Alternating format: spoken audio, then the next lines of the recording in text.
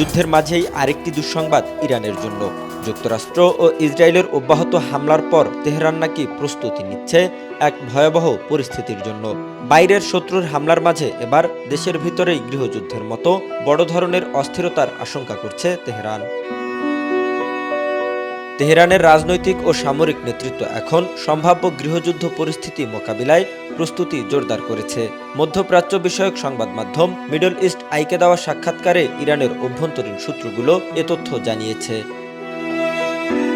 Islamic revolutionary guard corps বা আইআরজিসির দুই কর্মকর্তা জানান, গত বছরের জুনে ইসরায়েল ও যুক্তরাষ্ট্রের সঙ্গে ১২ দিনব্যাপী যুদ্ধের পর থেকেই তেহরান বুঝতে পারে যে সামনে আরও বড় সংঘাত আসতে পারে। সেই থেকেই সম্ভাব্য গৃহযুদ্ধ মোকাবিলার পরিকল্পনা শুরু হয়। যুদ্ধের পর দেশটির সেনাবাহিনী ও রেভলিউশনারি গার্ডকে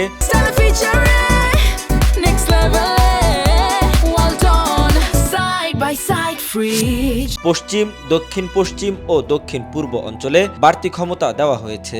লক্ষ্য হলো কেন্দ্রীয় কমান্ড বিচ্ছিন্ন হয়ে গেলেও আঞ্চলিক ইউনিটগুলো যেন স্বাধীনভাবে লড়াই চালিয়ে যেতে পারে।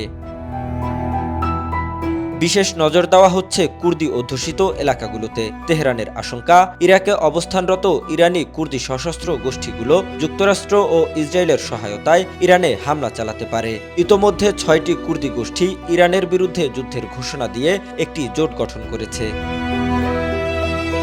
এদিকে শহরাঞ্চলের নিরাপত্তা জোরদার করতে আধা সামরিক বাহিনী বাসিসকে দেওয়া হয়েছে বিশেষ দায়িত্ব। তেহরান ও ইস্পাহানের মতো বড় শহরে সাধারণ পোশাকে অস্ত্র হাতে টহল দিতে দেখা যাচ্ছে তাদের সদস্যদের।